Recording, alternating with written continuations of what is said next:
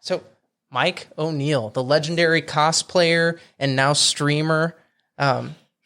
Legendary is a loose. I mean, it's term. Legendary to us, okay, and that's all that matters. Okay, I'll take it. So I'm gonna have you move your mic up just a hair closer to your mouth. Oh yeah, hey guys, hi. There we go. So what's new with you? Because we haven't had you on the show since 2017. It's been a mini moons. It's been a half decade. It's been a lot of changes. We survived the plague. Congrats. Yeah, thank you. Glad we're both here. I'm streaming now. I do some cosplay, mainly just have a closet that people use for Halloween. At this point, okay. I haven't done too much in the cosplay department, but yeah, I got more into streaming, way more into D&D. I've been seeing that. I did a stalking of you, and I was like, oh, he's playing a lot of D&D. Cute. Sweetheart. Oh, I can't believe you stalked me. Somebody had to do it. It might as well be me. Yeah, I'm glad I know my stalkers very well. Yeah, well, it makes the most sense, and it's like it makes you feel good about it because you're like, you know what? I know where my stalker lives. I know where he graduated high school. Like, I could fill out half of the forgot password questions about my stalker. So I feel safe. I feel safer knowing that you know that. Yeah. So, okay, what's new then? You're streaming, you're playing D&D. Tell me a little bit about your D&D group. We'll get into the stream. Ooh, D&D group. So I have a home game, which is a lot of fun that I DM. It's a bunch of guys from high school, which is so much fun. And we have a blast with that. We just took a trip just for D&D. That's awesome. Everyone's parents now, so it was really nice for everybody to just get away, just to play D&D in a cabin in the middle of Kentucky. Oh yeah, which was really fun. And then I'm part of a network on Twitch called the Swole Initiative Network, which is so much fun. It's such a big group of people, and they're all fantastic. I don't know how I got so lucky to play with them. How did you get connected with them? So we were all on like a mutual game on a different Twitch channel, and then there was a bunch of changes. Like, a lot of people were doing their own thing, like just not streaming anymore or whatever. So I'm like, oh, we'll make our own channel. And our friend Jay, who Swole Initiative, that's his handle. He does a lot of like D&D, like social media stuff on Instagram and TikTok and stuff. Which, if you ask him, he's like, I'm not going to say influencer. I'm not going to say the word. That's the word. Him and a few others of us, we kind of had an idea to put together a network of D&D, and that kind of got started. So we started like a D&D company technically, and like an LLC. No shit. Yeah, we started an LLC together, and I've never met any of these people in real life. So why did you start an LLC? What made it serious enough to need to do the limited liability? Ooh, to kind of, I think the LLC part was mainly for like, okay, there's like on Twitch, since you like have subscribers and we have a lot of advertisers and stuff and brand deals. We just kind of want to make sure like it's not like a money making thing. It's more of like hey, we don't want the money that we're anything that's generated, you want to go to this entity before being dispersed. Yeah, and to be fair, none of it's dispersed. Like we right, it all just goes back into it. $0 in like personal profit for anyone. Right. So yeah, it was more or less like hey, we don't want this to sit in one person's like bank account. That gets weird. So we're like, we'll just put it here, and we can make artwork, and we can commission artists to do D&D artwork. Yeah, dude. Or we have a bunch of music that we've made. Our friend Chris Cross, Applesauce. Yeah, So Chris Cross, he's a really good audio engineer. Sent a lot of like music his way. Okay. So that's kind of what we decided to create it for. But it's a really, really fun thing. I got the hat on. Yeah. Swole Initiative Network. Fucking dope. Yeah. So I followed that when I was going through your Twitch. So because I messaged you and I was like, dude, I am such an asshole, because I had seen you post about it a couple of times, and it's just like I was in scroll world. You know what I mean? You ignore everything, right? And then I was like, fuck, dude, I should be following him. So I went to your channel and like peeked around a little bit, and I went to, I guess you have like a link thing that shows where all of your shit is. Yeah, Linktree. Yeah. That's the one, yes, Linktree, whatever. So I'm so out of touch with everything. So Gosh, you millennials. Dude, I'm a total boomer. Like, seeing me try to work this is so disgusting. I was in here right before you got here. I was fighting with my camera. So I'm running everything through. I basically have a dedicated video in and out card on the thing. Not my graphics card, but the video capture card. Thank you. That's what it is. So I have that stupid thing.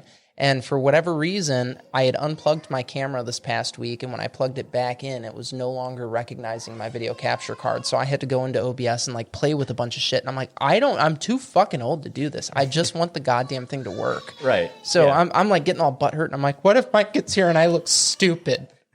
I literally, so for those of you watching, I showed up and I just went, at this setup. This setup is beautiful. Don't let him convince you otherwise. It's all aesthetic.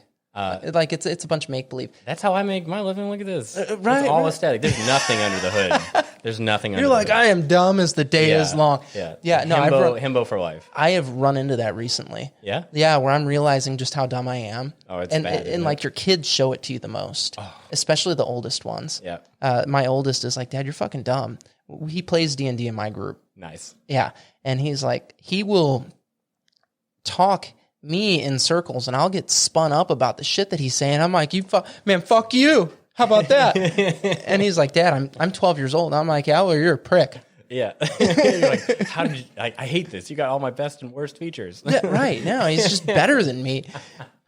It's you 2.0. Yeah, right. No, it's 100%, man. 3.0, because he's the third iteration of Chris. Oh, God. Yeah. I'm named after my dad, and so on and so on. I didn't know that. Yeah. That's awesome. Yeah. So I'm the second, he's the third. It's all I could spell when he was born. So that's what I was limited to. That's amazing. But yeah, no, the studio was all aesthetic. Yeah, I love this. It's fun though. And we were talking about being IKEA shoppers. Yeah. I think that's a millennial thing. Oh, for sure. It's easy. It's so easy. It looks good. It's cheap. Yeah. It's cheap. It's like, oh man, I can go. So I bought a couch at like a big box furniture store, and I spent obscene amounts of money on it. Yeah. Like, I never thought I would buy a couch with a comma in it. Yeah. In the price. Yeah. I'm with you. And I did, and it wasn't like close to the comma. You know what I mean? It's not like I spent $1,000 because I could have dealt with that. It was like way more than that. And I was like, man, fuck these couches. This is stupid. Yeah. This is real life. I should go to IKEA and spend $600 and put a shitty couch together that I can just move once. Yeah, I've never had to I was looking at couches when I moved, and I was like, do I have to finance a couch? Like, damn it. What? Is this adulting? This sucks. Oh, dude, I went in, and I did not know. I bank with a credit union, and when I was buying my couch, I was like, I'm just paying for this. Here's my money. I had saved up, okay? Yeah. And I was about to drain the bank on this goddamn couch, and I give the lady my card, and she slides it, and she's like, it got declined. And I'm like, no, it didn't. And she's like, yes, it did. And I'm like, no, it fucking didn't. So I call my bank, and they're like, oh, yeah, we don't authorize transactions over X amount of dollars. And I was like, are you fucking kidding me? They're like, no. So the people there were like, that's fine. We'll do it in 2 transactions. Your couch isn't even here right now anyway. And I was like, man, that's dumb. Good thing I don't look completely stupid right now. The money's there, though. The bank people said so. I swear to God. Yeah, you got to get one of those no limit black cards that Jeff Bezos has. Right, but it wasn't a credit card; it was a debit card. Yeah, felt good. Oh, yeah. Is that a thing? Yeah, it's totally. I didn't know that. I didn't. I had a similar experience with that. Did you? Yeah, because I was buying furniture, and the total was I bought multiple things. Yes, and the total was X amount, and that same similar thing happened. They're like, I don't know if it declined or it went through, and then my bank was like, this is fraud, and I was like, really? I don't know. That was me. You're like, I'm holding it. Yeah. I have the ID with me on it. And yeah, it's the thing. It's the whole same, thing. Same. You know? Yeah. I'm about to ground somebody. Oh, okay. Well, you fucking give kids candy, okay? Yeah, it's even after Halloween, folks. That's why you save up. Well, she is completely obsessed with candy. That's her shit. She's 2. She shouldn't be. I'm a horrible parent. And, well, she's the baby, okay? Yeah. And she's our only girl. So, naturally, the little shit gets whatever she wants, and she acts like that if she's not getting it. Yeah. And then I'm switching jobs. I quit my job yesterday. Oh, congrats, man. Yeah, thank you. And And so I'm no longer going to be working from home. So like, I know there's going to be this like whole shift in who she loves the most very soon. Yeah. Yeah. And it won't be me anymore. And I'm really not looking forward to that. Ooh, that's tough. That's tough. When she wakes up now, it's like, Dad, Daddy. And I'm like, oh, here I come. I love you so much. Heart's like the Grinch just growing. Exactly. And now I'm like, that's going to shift. So off topic. Not about me. It's about you today. I just like catching up with you, man. So we can do that. We can do that anytime. Okay, so D&D, high school people, you're part of the Swole Initiative. Yeah. When did you start playing D&D? The first time I ever played D&D was in college, very briefly, and that was before 5th edition, which is the edition now. I think I started really playing regularly in 2016.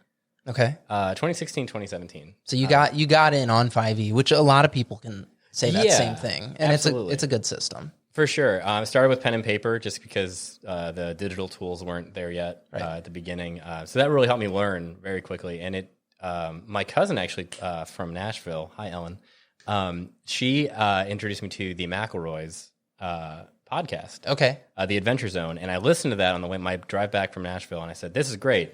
I showed my roommates and they were like, this is great. And then we showed some friends and they also thought it was great. And I just said, I'll DM. And I learned how to DM and we just went with it. And now I am like involved in a D&D company.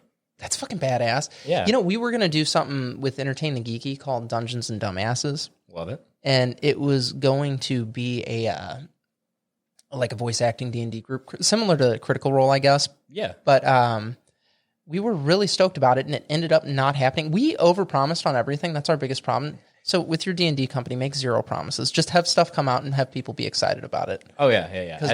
We're idiots. Yeah, I'm in my head right now. Even as you said that in my head, I'm like, what can I talk about? Like, right. Like that's like a constant thing. I'm like, we have so much coming up. I'm like, but I can't tell you what it is. I don't fucking do that. I'm like, I can do these things with magic. And people are like, no, you can't because it never happened, Chris. And I'm like, yeah, but it was an idea that I had and I said it out loud. I shouldn't do that. Shame on me. Yeah. I totally, because you get so excited about it. You want to like. Well, promised video for 5 years. Never did it. Started doing now you video. Can say that you did. I did.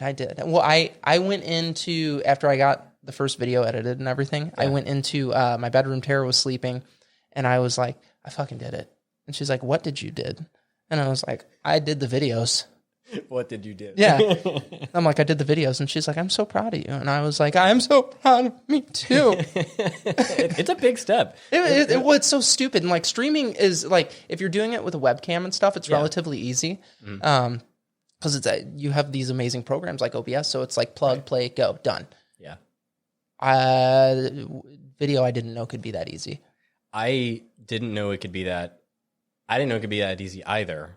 And I never messed with it until I uploaded one thing to YouTube and it was like a 10-second clip. And I had to put like an intro scene and like other things over. I was like, okay, this is easy, but also I hate this. I could never do this at all. So I commend you on that because I'm like live streaming. I'm like, go live, switch a scene. All right. Right. That's done. it. Done. Easy. It's all there.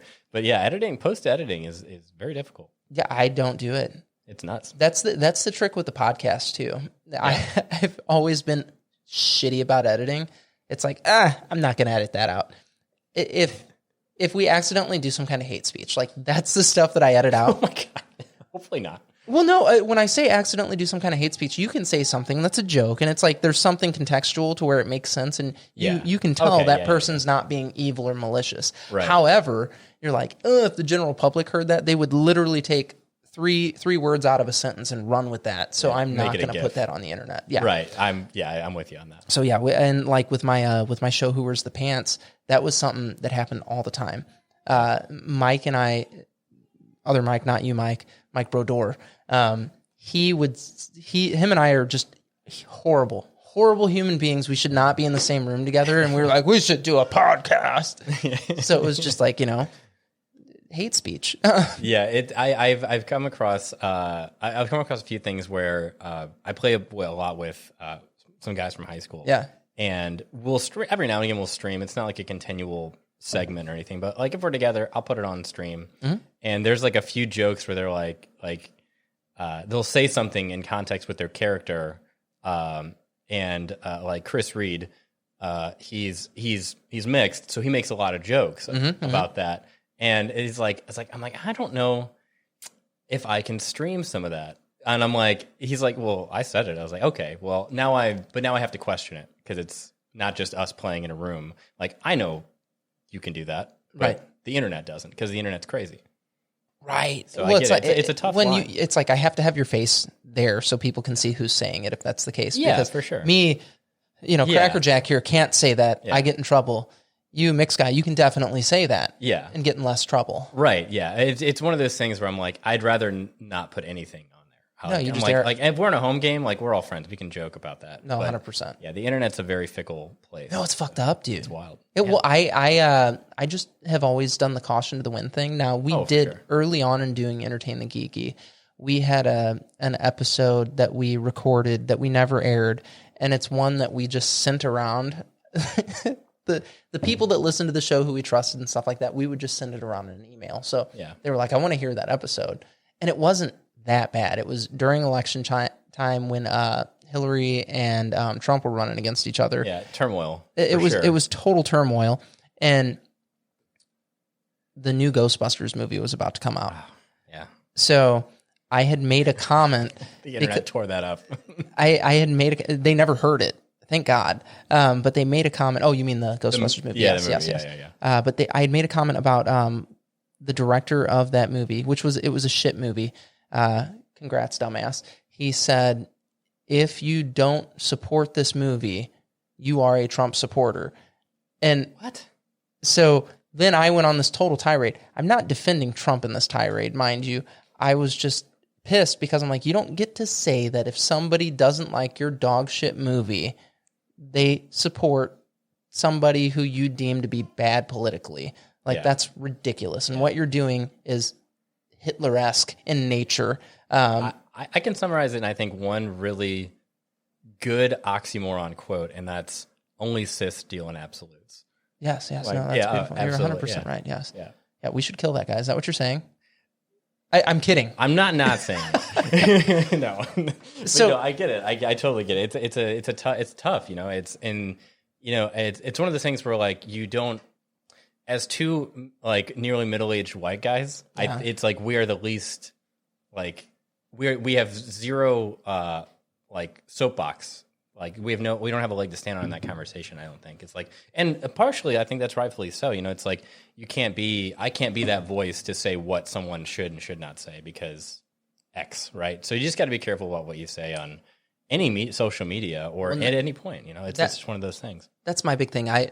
Nobody can tell anybody what they can or can't say. Like I'm a firm believer in that. I'm like, that's freedom of speech. That's how that works. Sometimes we're not going to like what people say, and you might not like what I say or Billy says or whatever. That's cool. Like we get upset at that moment and then we fucking get over it. And guess what? It's going to happen again with somebody else. And eventually you're going to be on the shit end of that stick. Yep. It's all but inevitable. Yeah. I love this conversation because I talk to a lot of people in the D&D space about this. D&D is a very inclusive game. Stupid inclusive. And there's a lot of, and this is, I'm going to go, there's like a lot of facets to this, I think, but D&D really does help people put themselves into the mind of someone that could be in a situation that you normally wouldn't. Like, there's a lot of scenarios where, like a certain, like you deal with like real world problems in D&D in a role play space. So if I'm I played a half orc barbarian in one of our campaigns. Well, we ended up in a town where there was like a huge feud between orcs and humans. And I was like, oh, I'm like being racially profiled. I was like, I've never had to really deal with that on any kind of level. I'm like, now I get to role play through that scenario. And it's a real, and it's imaginary, sure. But it's one of those things where it's like, I can try to get as close as possible to putting myself into that mindset. And I'm like, what do I do here? And I think that's a really good segue for a lot of people to like really think through what they say. I think it's a great. I think that's a fair point. I think so I play a goblin in my campaign. I love it, and I've run into the same thing. going into like a general store and having people be like, listen here, little guy, and stuff like that. I'm like, who the fuck are you talking to? I'm a great sorcerer. Yeah, right, yeah. But he's socially retarded as well. Like, he is new to being around normal people. He grew up with goblins. So you have this other dynamic with the character that you have to kind of lean into as well, because he might not necessarily understand that he's being disrespected in that moment. Right. Yeah. And I love that. I know you get to like really play through scenarios you otherwise wouldn't. And I love that. I think that because the role play is very real. I like when I'm playing a game and I'm playing a character, I'm like, I am that character. Like, I will respond like it. There's no breaking that. And if I break the fourth wall, it's very clear. Like, I use voices, all that. Yeah, I do as well. Okay, I do as well. Cool. Yeah. So, this is a little dumb dude. He's right up here as I bump the table like an idiot. There he is. That's my guy. That's awesome. I love him. This is sick. Thank you. That is awesome. That's really good. Thank you so much. Yeah. Are these did someone did you do the paints or anything? Yeah, or? I painted it. That's awesome. Yeah. Man. Yeah. The trick is you get like halfway drunk. Really? And instead of working, you do that. Yeah. This is work. I say this all the time on my channel, but like I can't. I'm not an artist in this sense. Well, so you know what's funny? You could be. You totally could be. So most of it is knowing how to cheat. Okay, that's what painting a mini is: knowing how to cheat. Okay. You don't need to be a great painter. There are basic concepts that you have to understand about light sources. Other than that, fucking easy, dude. Anybody could do it. Yes. I haven't delved into that. That's the one like subsect of D&D and minis that I really am like I've shied away from just because fucking do it. I can barely do stick figures like drawn, painted, any sort of like beautiful art piece like that art medium. I'm dog shit. So I always loved to draw and paint. The thing with drawing and painting is like I'm not always the best at it. And that gets really frustrating. With a mini, well, the sculpture's already done and it's beautiful. So all I have to do is apply paint to it and then understand that there's indentations in it that I don't have to fuck with. That's the trick. That's cheating. So if you, not that this matters, but if you prime your minis in black, okay, it's so easy to cheat the rest of the mini. Really? Yes. Does it create? I'm guessing here. Does it create like natural shadow You points? get all of your natural shadows. So you don't really have to do anything other than paint high points, and then you build onto high points. Gotcha. Okay.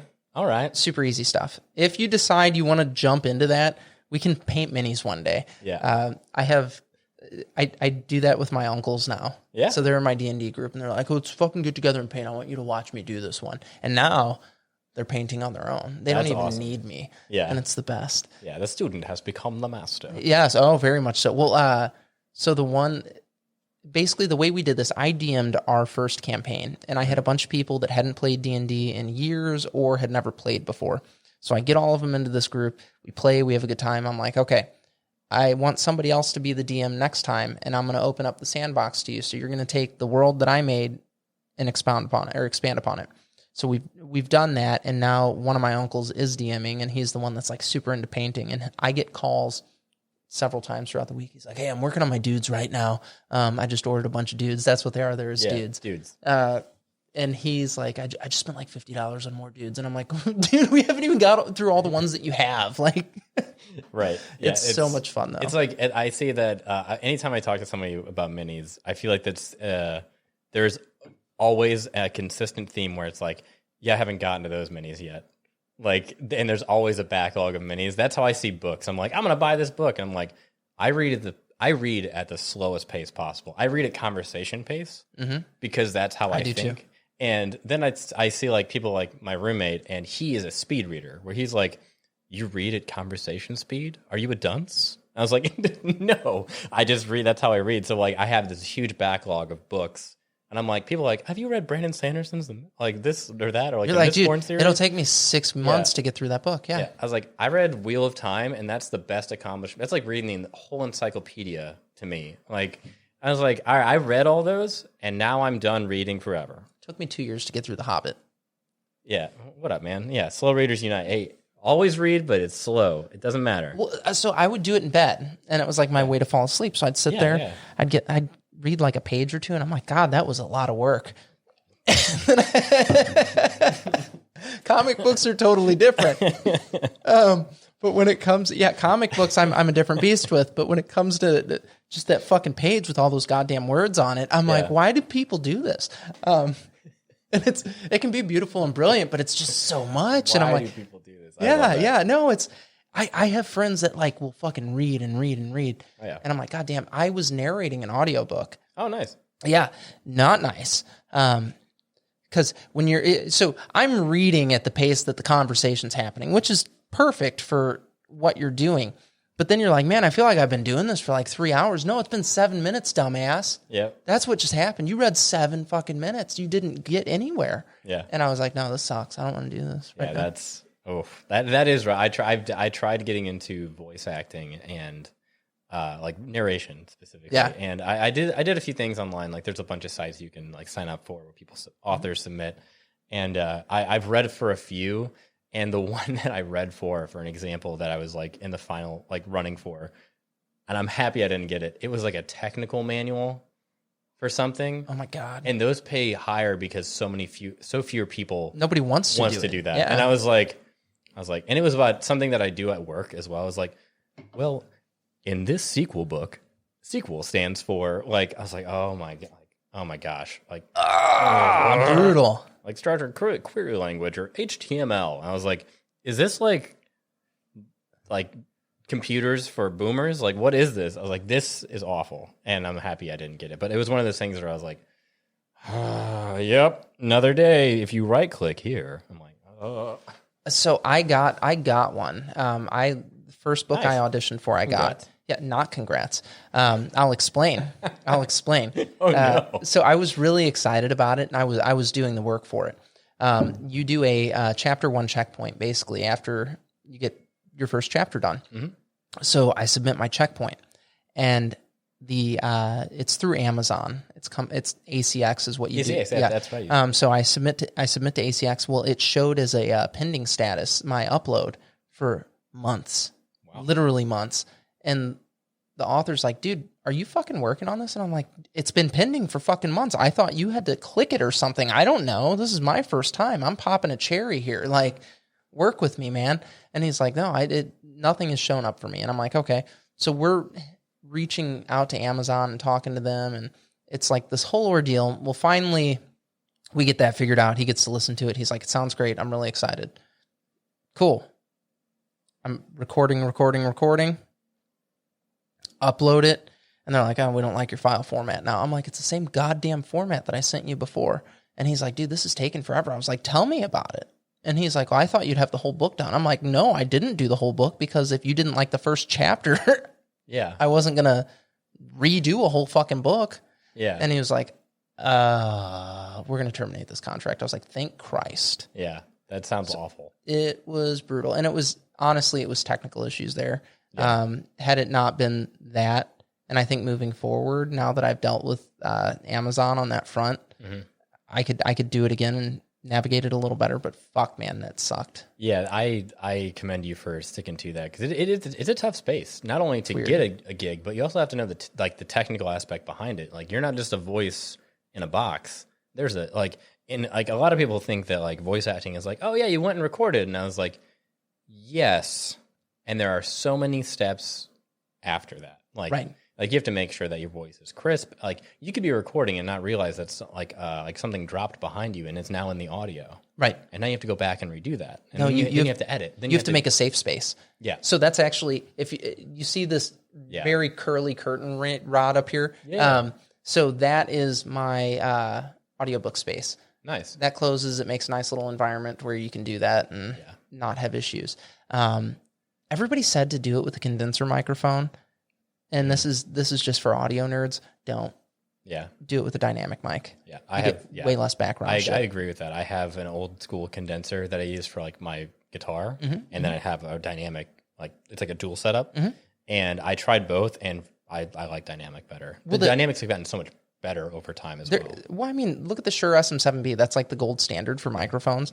And it's like, well, people will literally hold that up to a guitar to record. It's that good of a mic. And yes, you get a different sound with a condenser mic, and it's beautiful, but man, it's not what's needed. Well, you can get so much extra shit in that you didn't necessarily want. And that's the thing that's scary and daunting. Oh, yeah. I'm glad I can talk to someone about this. I don't have many people I can be like, oh, well, I have a Yeti Blue, which is my standard streamer, and then I have this like Shure microphone. Like, I wish I could get that. Or like, I walked in, just so you guys know, I looked at his camera, and I went, I'm going to talk to you about that camera. Yeah. I'm going to ask, can I ask you a question? Yeah, shoot, whatever you want. What camera is that? So we went over that. Yeah. It's Panasonic Lumix G7. Panasonic Lumix G7. I'll text it to you. Thank you. Okay. Yeah, my microphones and stuff are like, I'll when we're off camera here, I'll show you shit because I have a bunch of them. So I have the setup for home. Yeah. I have travel setup and different mics for that and just ridiculous stuff. And it's, I don't know, man, it's fun. Like I look for reasons to try to buy new microphones. Like I'm looking at video mics now, lapel mics. Really? I don't need them. I want them. Yeah. I want them. Yeah. Well, because it would make something like the video part of this so much nicer because then you wouldn't have this. And not that this is a big deal. Yeah. It adds some kind of production value, I suppose. But I like this. I also, these are really like, I looked around, I was like, these are really nice arms. Like he's got the actual like midis. They're not just USB mics. Like this is good. This is great. Yeah. For those of you out here that don't understand, this dude knows the setup. It's good.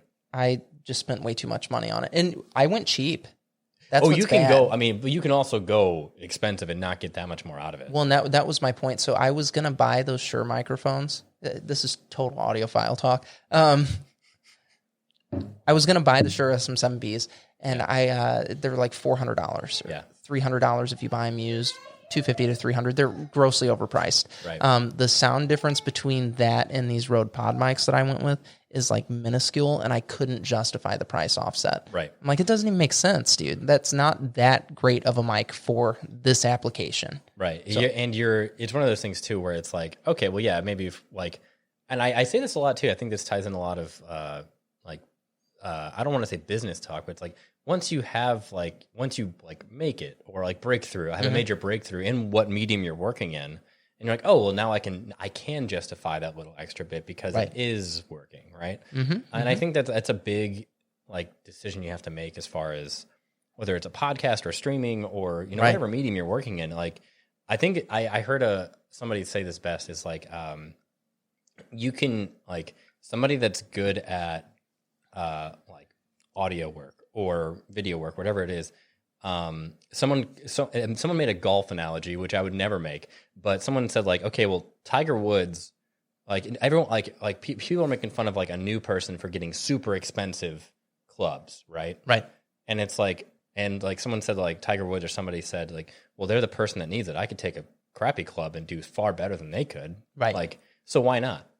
If you can, there's like this happy medium. Yes, and that's what I was getting at. Yeah. And okay, so that's very fair. Yes, there's this sweet spot here where you can have good gear that's that'll basically accommodate any needs that you might have, and then there's like complete and total overkill.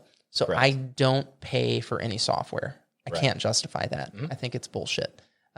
So like in my my editing software, I use the free version. So the highest video output that I can get with that is 720p. Because I don't want to pay $10 a month. It's ridiculous, but I'm a cheap ass. I'm like, man, I've spent so much money on other shit. I think I should get that for free. Right. No, I completely get it. So I run with that. Yeah. No, I still run a Logitech C920.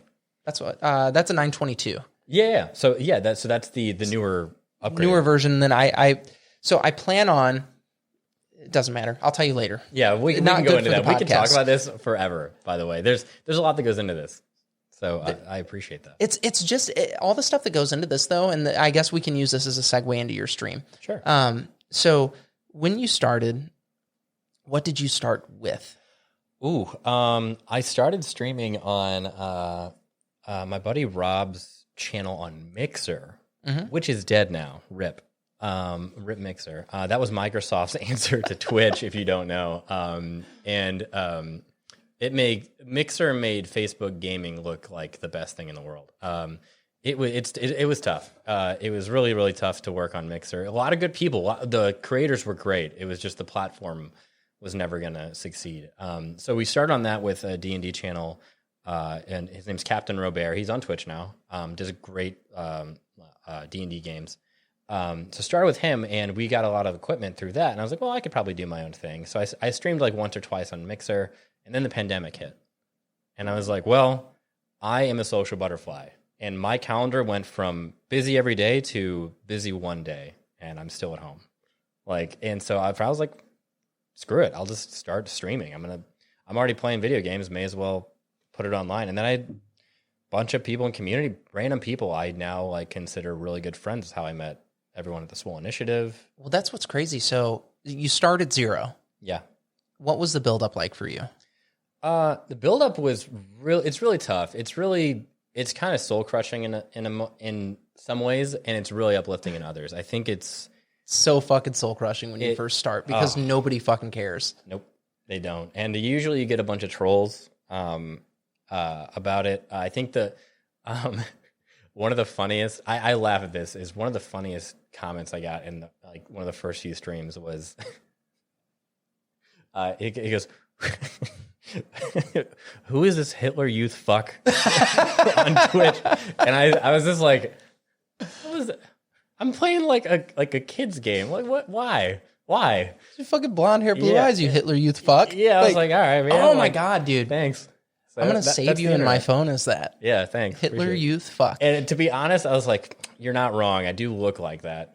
But I also was born like this. So my buddy calls my kids the master race because they're blonde haired, blue eyed.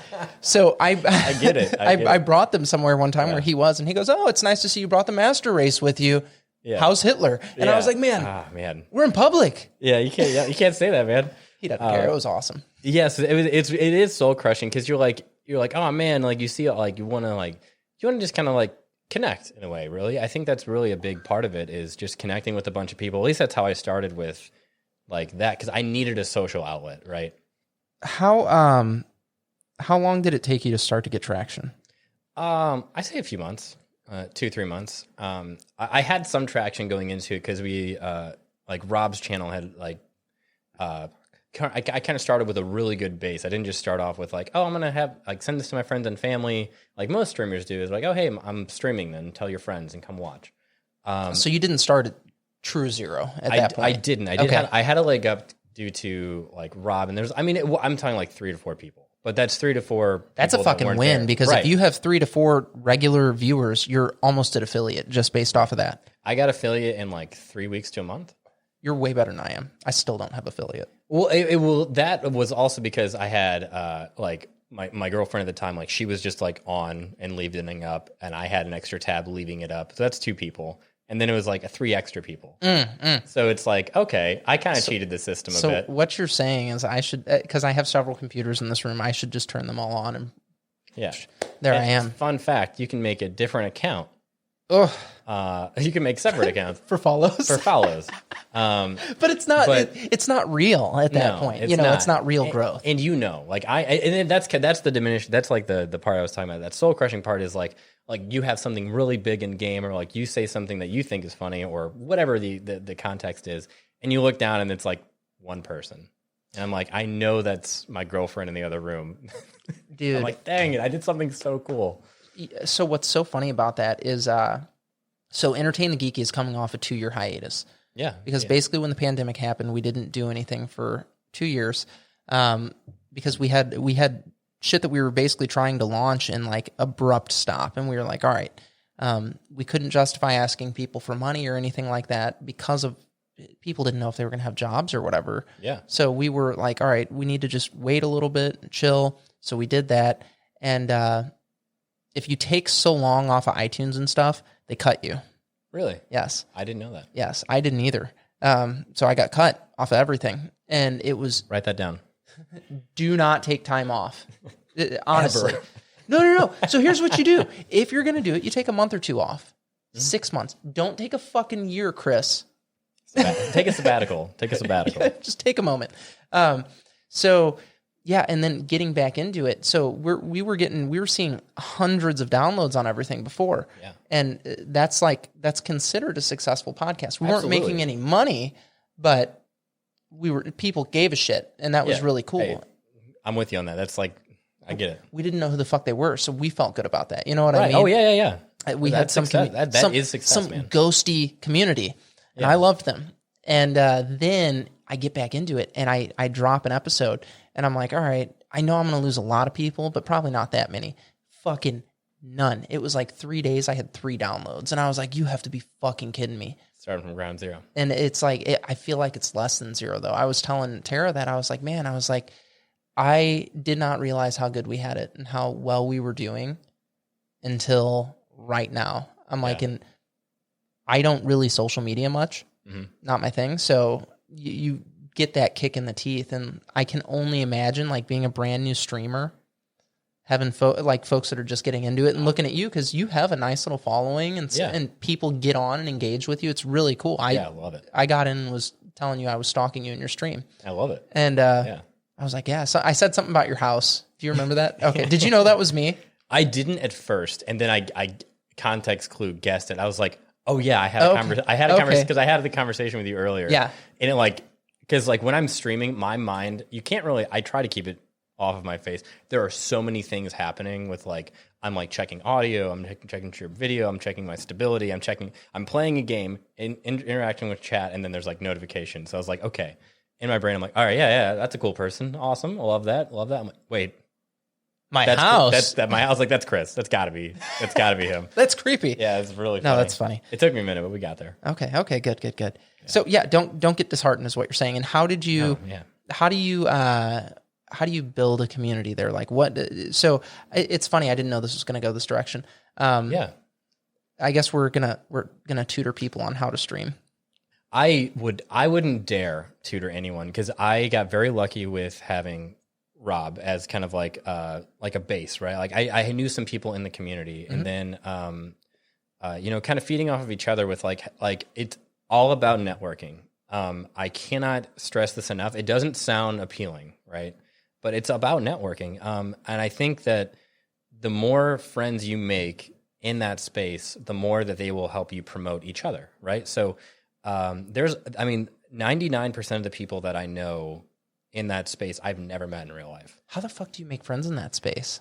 So with the way that Twitch works is I'll pop into a stream that I enjoy. I will chat all the time, and then there's Discord events, and I'll private message some folks, not everyone, because it does get kind of weird and creepy. Obviously, you don't want to be weird and creepy, but I'll DM somebody hey, if you ever want to do a game together, let me know. And they're oh, that's great. And it's they call it raiding.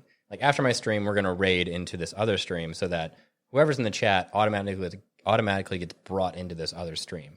So now I'm giving my viewers hey, if you like what I'm doing, this person's playing the same game, or they're a similar type streamer with similar interests, and then they'll do the same back, typically. Nice. That's kind of the trade-off. Okay. So you kind of, I don't want to say crowdsource viewership, but that's kind of what it is. And it's it starts with such a humble baseline of, hey, if you like what I'm doing, I'm not going to be live, but you can continue watching this person who is also a great watch. What do you like to stream the most?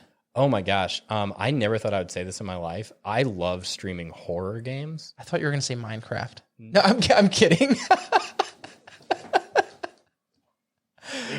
No. I used to love Minecraft. It got old pretty quick for me. Okay. Because I like Legos. I like the whole building aspect. But so horror. Building. Horror then. Horror, yeah. I have a heart monitor that I wear while I stream, and I made it interactive so that people can do jump scares or notifications. And there's a thing called channel points, which you get more of the more you watch. Mm-hmm. So it incentivizes people to watch more.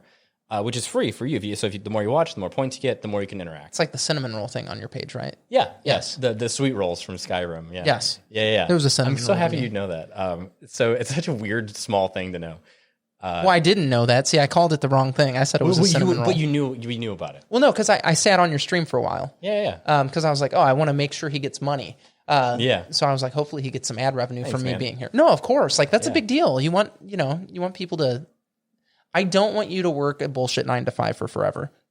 So, I hope people want that for me and shit like that. I want that for as many people that want that. Fucking dope, dude. Yeah. It's like, wonderful. If you can do that, and if me sitting in, front of my phone a little bit and watching a couple of ads gets you money, I'm like, fuck yeah, dude. Even if it's 15 cents or whatever. You know? That's the advertisement stuff. Like, I'm at a level now where it's like, that doesn't really make a dent, but eventually it will, someday. Like that adds up.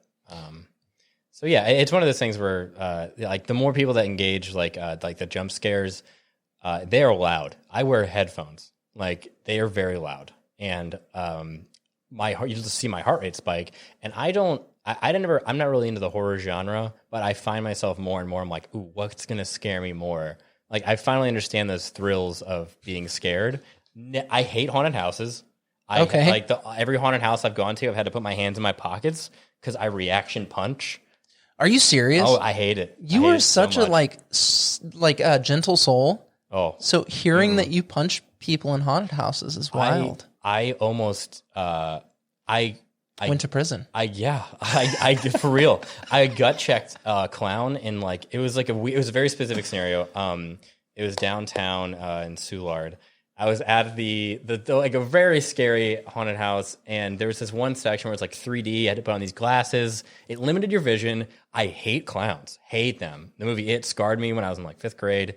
And so I'm walking and I turn a corner and there's a clown, and he puts his hands very quickly past my head. So like this, and I'm against a wall, and I just went, whoa! Like, quick uppercut, like I was like those like old timey boxers, yes, like Rock'em Sock'em robots. Okay, and like he went, and all he whispered was like, "There's no God here," and I was like, "No, there isn't." And I was like, "He said there's no God here." After you gut checked him, yeah, he was trying to stay in character. I apologize. Who the fuck are you, dude? And my hat's off to you, like. Yeah. Bravo. That's incredible. The fact that you stayed in character when he punched you. I feel so bad. I was like, I started, because then I heard his like real voice. He was like, oh, and I was like, I'm so sorry, man. I'm so sorry. You just. Do I kiss you? Do I suck your dick? What do I do in this scenario to tell you I'm sorry? Yeah. Apparently he had like a pad on though. Apparently that happens a lot.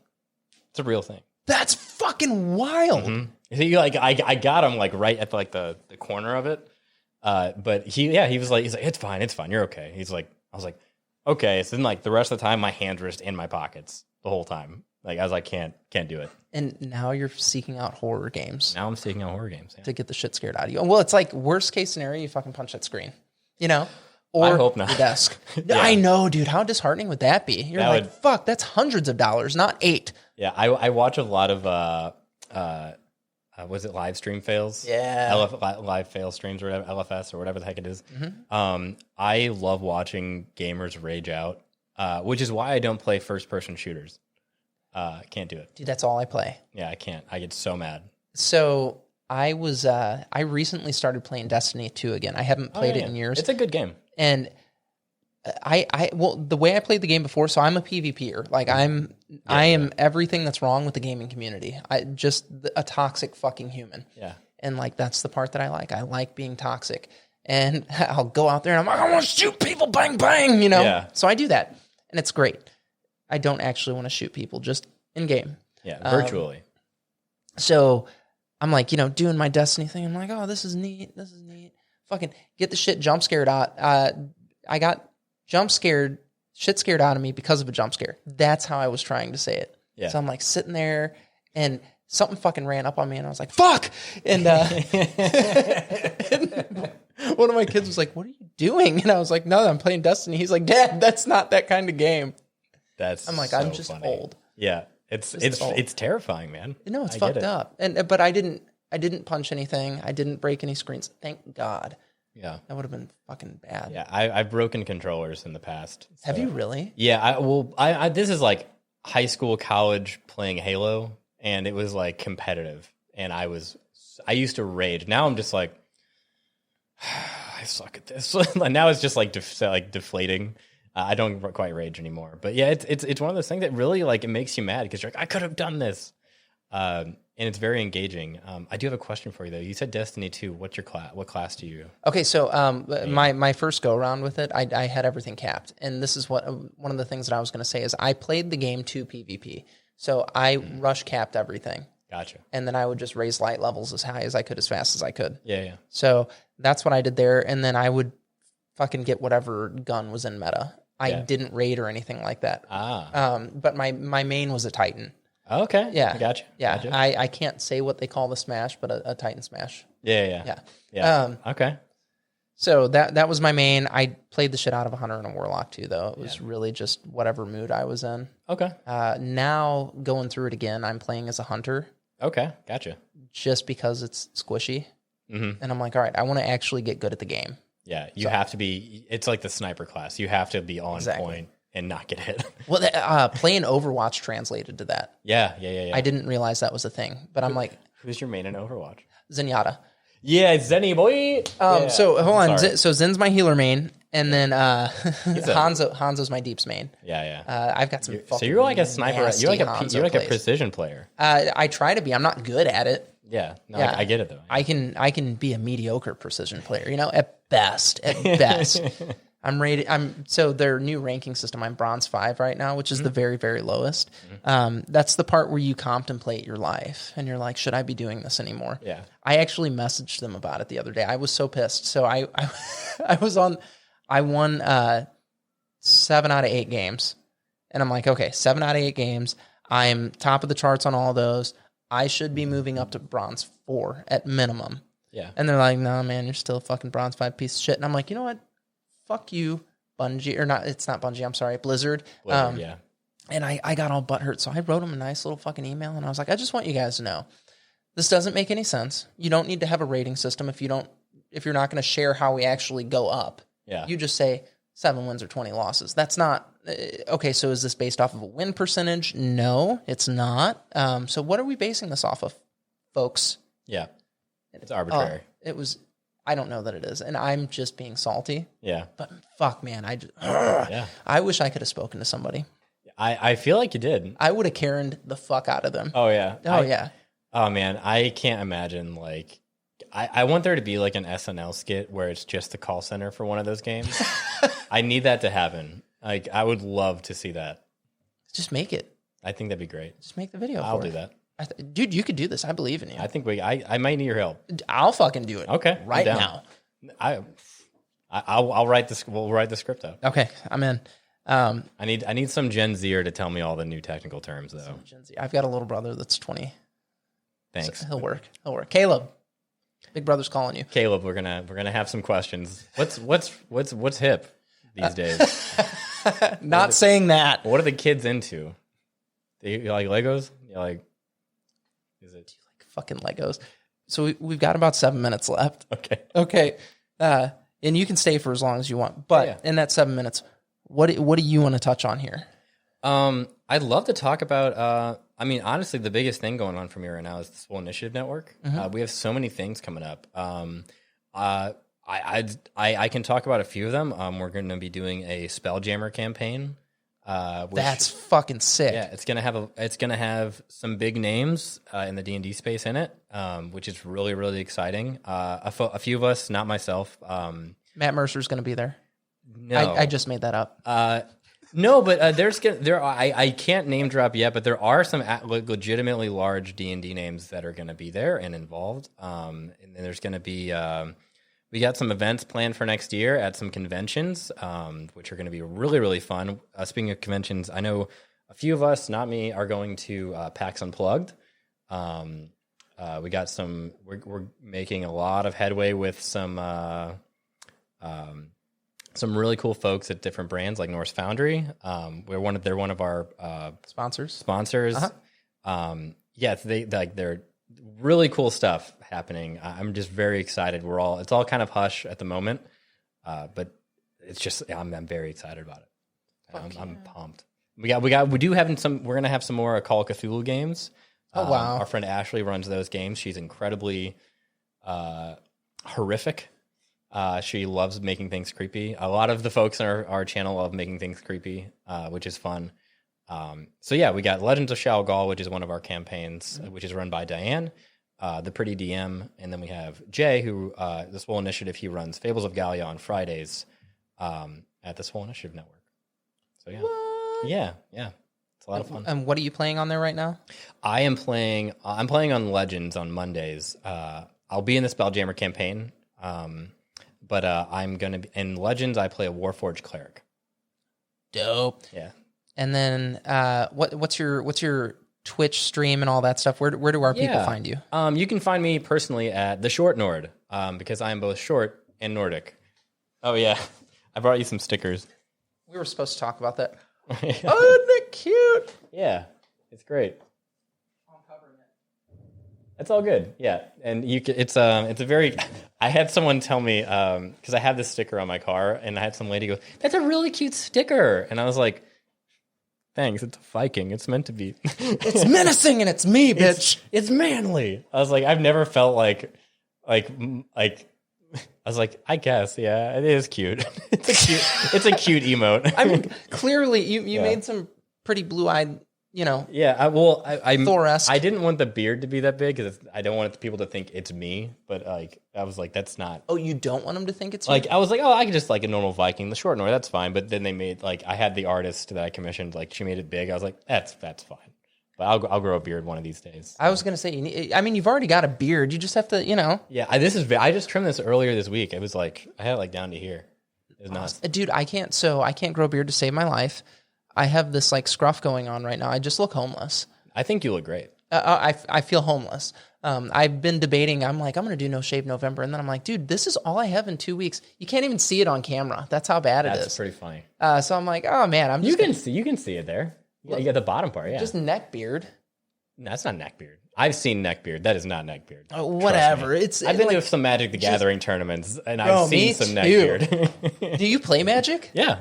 No, you fucking don't. Of course, yeah. I used to play. I used to play a lot. Within our arena, got really expensive because I kept trying to keep pace with online. Okay. But I haven't played Magic in probably a year.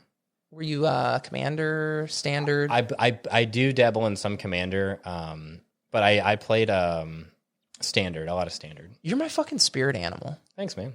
Yeah, you're welcome. I don't know what to say outside of that. Anything else that you need to plug before we wrap up here? No, just support any artists and music, whatever medium they're in. I think that's great. I think that they don't get enough attention.